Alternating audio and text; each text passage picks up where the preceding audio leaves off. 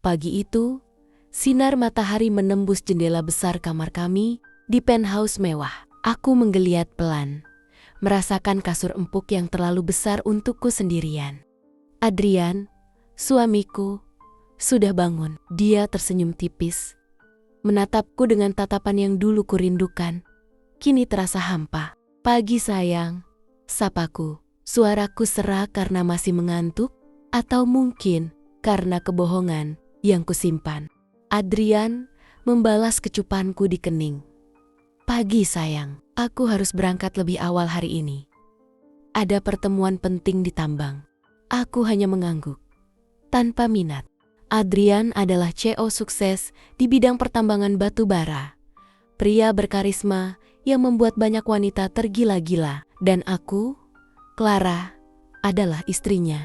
Setahun lalu, pernikahan kami adalah impian banyak orang. Di mata publik, kami adalah pasangan sempurna. Mereka tidak tahu, kebahagiaan yang Adrian rasakan hanyalah sebagian dari kebohongan yang kubangun.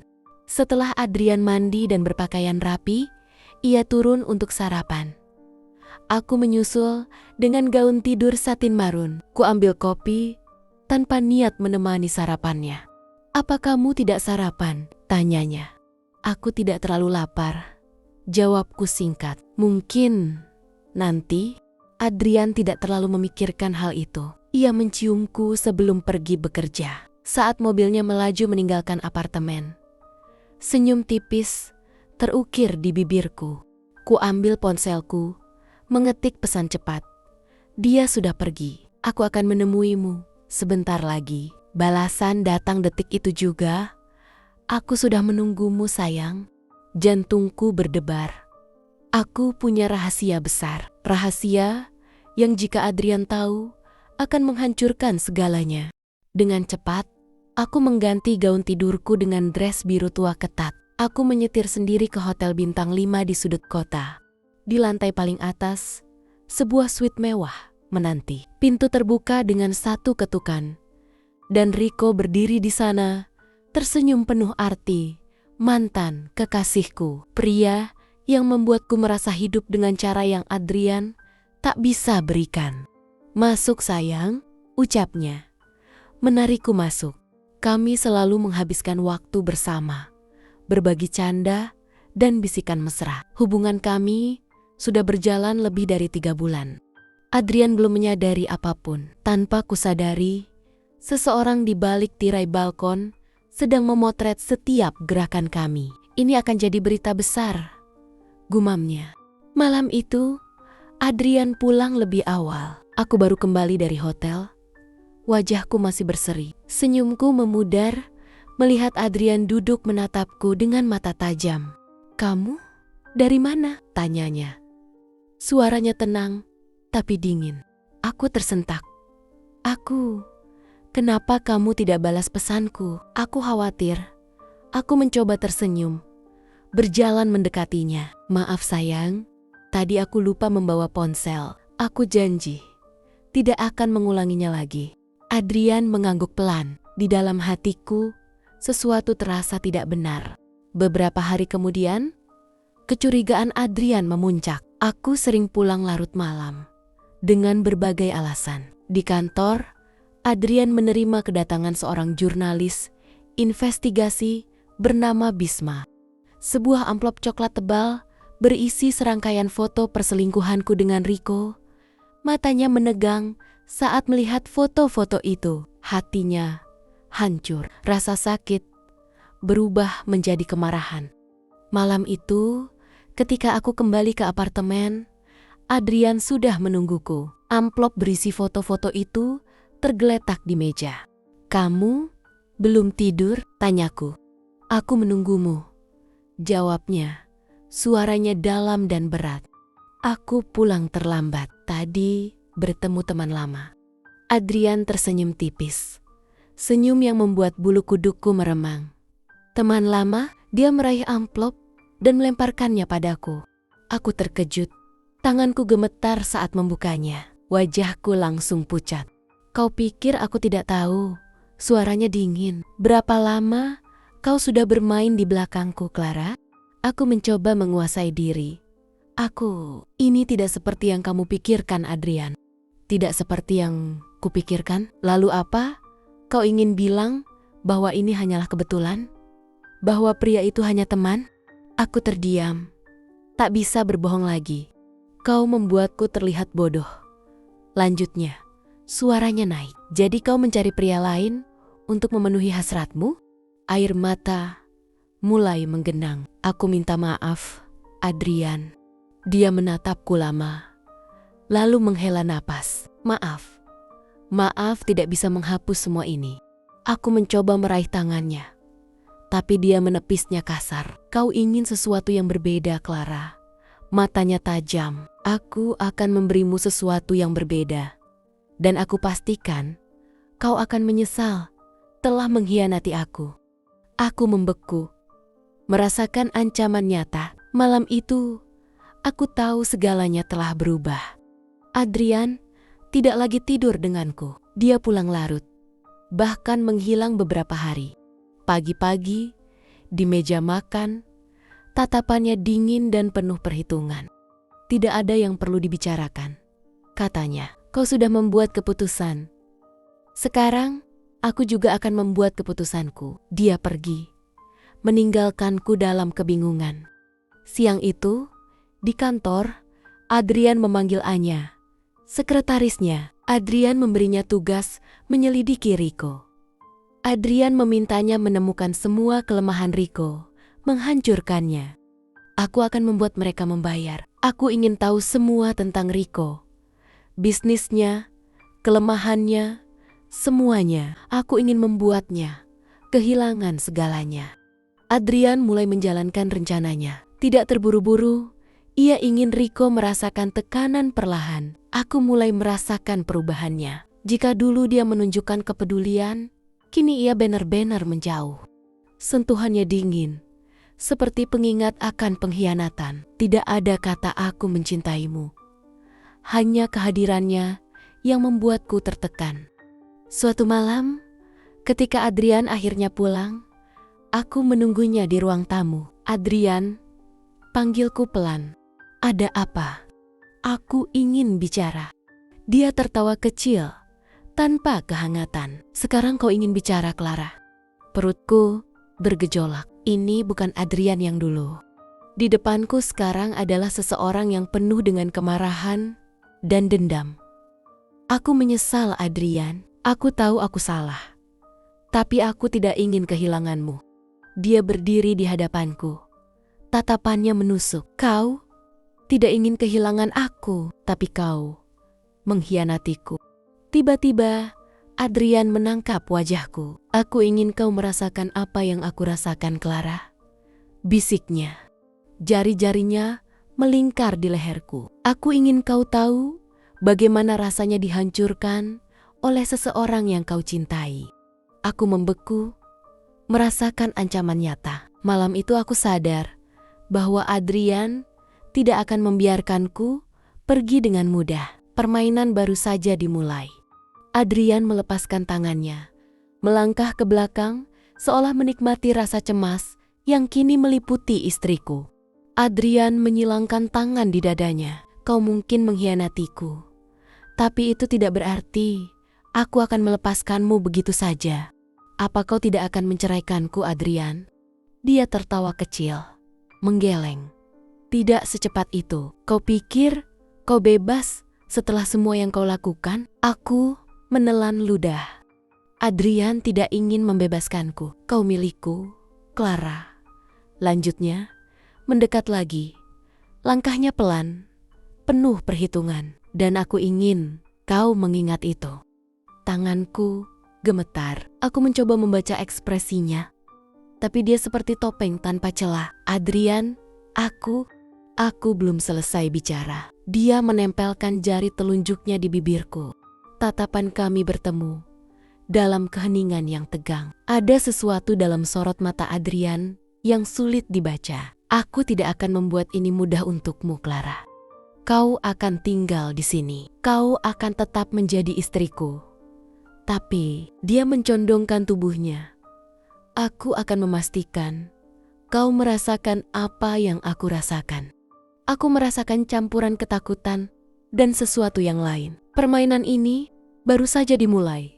Dan kali ini, Adrian yang memegang kendali. Setelah malam itu, duniaku terasa makin tidak terkendali. Sentuhan Adrian seperti pengingat pengkhianatan, dingin, tanpa cinta. Hanya kehadirannya yang membuatku tertekan. Suatu pagi, aku membaca berita yang membuat dadaku berdegup kencang. Perusahaan Rico Jaya Mandiri terancam bangkrut. Investor besar tarik dukungan. Mataku membelalak, tanganku gemetar. Ini pasti kerjaan Adrian. Aku menghubungi Rico.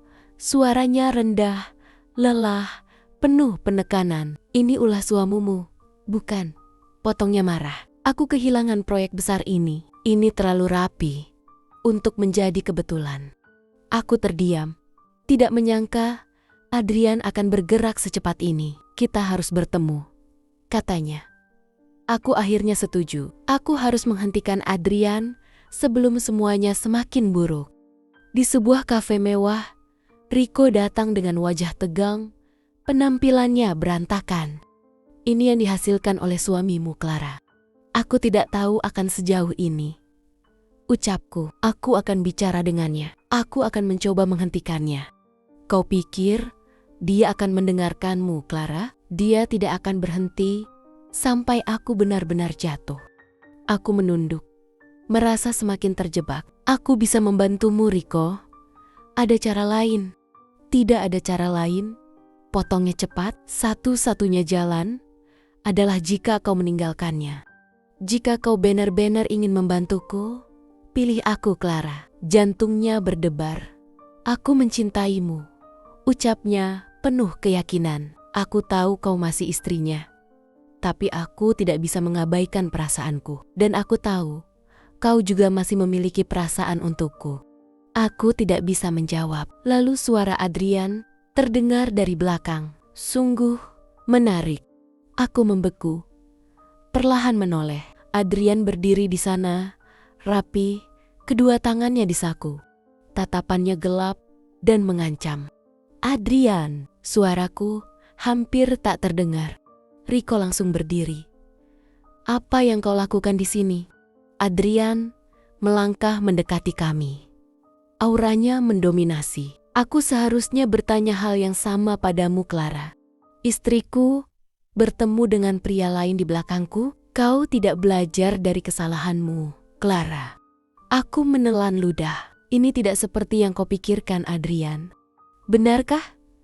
Benarkah? Dia menyandarkan tubuhnya ke kursi, menyilangkan kaki dengan ekspresi sinis. Maksudmu, aku harus bagaimana, Clara? Kau duduk bersama pria yang sudah pernah menyentuhmu di belakangku. Dan aku harus berpura-pura tidak melihat apapun? Rico mengepalkan tangannya. Hentikan, kau sudah menghancurkan bisnisku. Apalagi yang kau inginkan? Adrian tersenyum miring. Apalagi? Ia mencondongkan tubuhnya ke depan. Aku ingin memastikan kau kehilangan uang dan wanita yang kau kejar ini. Rico langsung berdiri. Adrian, hentikan, aku mohon. Adrian menatapku tajam. Kau memohon untuk Rico, Clara? Saat itu juga dia berdiri, mendekatiku, lalu menarik tanganku kuat. Aku tidak ingin mendengar alasan, potongnya. Kau istriku, dan aku tidak akan membiarkanmu berduaan dengan pria lain seperti ini. Aku mencoba melepaskan diri, tapi Adrian begitu kuat. Rico mencoba menahan Adrian. Tidak ada yang memilikimu selain aku, Clara. Bisik Adrian di telingaku sebelum pergi dari kafe.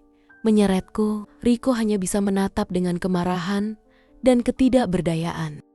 Adrian melaju dengan kecepatan tinggi, meninggalkan kafe dan Rico yang masih berdiri dengan rahang mengeras. Aku duduk diam di kursi penumpang. Napas memburu. Adrian memegang setir erat. Wajahnya dingin, tak sepatah kata pun. Sesampainya di rumah, Adrian keluar lebih dulu. Aku mengikutinya. Ragu. Di kamar, dia menutup pintu keras. Kau benar-benar tidak tahu takut ya? Suaranya rendah. berbahaya. Aku hanya ingin membantu Rico. Aku tidak berniat mengkhianatimu. Dia menyeringai. Membantu? Dengan bertemu diam-diam? Dengan membiarkan dia menyentuh tanganmu? Dia tidak menyentuhku. Adrian mendekat, memojokkanku ke dinding. Tatapannya mencekik tanpa disentuh. Aku sudah memperingatkanmu, Clara. Aku sudah bilang bahwa kau tetap milikku. Jari telunjuknya menempel di bibirku. Ada sesuatu dalam tatapannya yang membuatku lemas sekaligus takut. Aku tidak akan melepaskanmu begitu saja, Clara. Kau harus mengingat itu. Apa maksudmu? Dia tersenyum samar. Matanya tetap dingin. Aku akan membuatmu benar-benar mengerti malam ini. Malam itu, udara di kamar mencekam. Aku berdiri di dekat dinding. Napas pendek. Kau benar-benar tidak belajar, Clara. Suaranya rendah. Efeknya kuat. Aku hanya ingin membantu Rico. Dia tersenyum sinis. Mendekat, menjebakku antara tubuhnya dan dinding. Kau ingin membantunya? Setelah apa yang dia lakukan? Setelah kau mengkhianatiku? Aku menggigit bibir, tak mampu menjawab. Dia mengangkat tangan, menyentuh daguku dengan jari-jarinya yang dingin. Aku sudah cukup sabar, Clara. Aku bisa membuatmu kehilangan segalanya. Tapi aku tidak akan membiarkanmu pergi begitu saja. Tubuhku melemas. Adrian ingin memastikan aku mengerti siapa yang punya kendali penuh. Adrian. Aku mengangkat kepalaku. Ada sesuatu dalam tatapannya. Bukan hanya kemarahan, tapi juga obsesi. Aku tidak akan melepaskanmu. Bisiknya lagi sebelum menarikku ke dalam genggamannya. Aku merasa dunia berputar. Aku tidak tahu apakah ini hukuman atau lebih rumit. Yang ku tahu, aku tidak punya jalan keluar. Pagi itu, aku terbangun dengan tubuh lelah, tapi pikiran jernih. Aku menatap langit-langit, merasakan betapa terperangkapnya aku. Di sampingku, Adrian masih tertidur. Ponselku bergetar, pesan dari nomor tak dikenal. Aku belum menyerah, Clara. Aku akan berjuang. Tiba-tiba, suara Adrian mengejutkanku. Kau masih berhubungan dengannya? Dia merebut ponsel, membaca pesan itu. Rahangnya mengeras. Aku tidak tahu dia akan mengirim pesan. Dia melempar ponsel. Matanya penuh amarah. Apa kau masih mencintainya? Aku tidak bisa menjawab. Keheningan melingkupi kami. Adrian melangkah ke jendela, menatap keluar. Aku bisa membuat Rico benar-benar hancur, Clara. Ucapnya pelan. Aku bisa memastikan dia tidak akan pernah bisa bangkit lagi. Perusahaan Rico akan gulung tikar, dan dia akan jadi pria tanpa nama. Aku mengepalkan tanganku. Air mata mengalir deras. Jangan lakukan itu, Adrian. Aku mohon. Aku akhirnya runtuh. Memohon. Adrian menoleh, menatap tajam. Aku tidak akan menghancurkannya lebih jauh, Clara. Suaranya kini tenang, namun dingin menusuk. Aku sudah cukup. Aku tidak butuh drama ini lagi dalam hidupku. Kau sudah membuat pilihanmu, dan aku membuat pilihanku. Aku menatapnya dengan bingung. Tidak percaya. Apa maksudmu? Aku menceraikanmu, Clara. Katanya tanpa ekspresi. Aku melepaskanmu.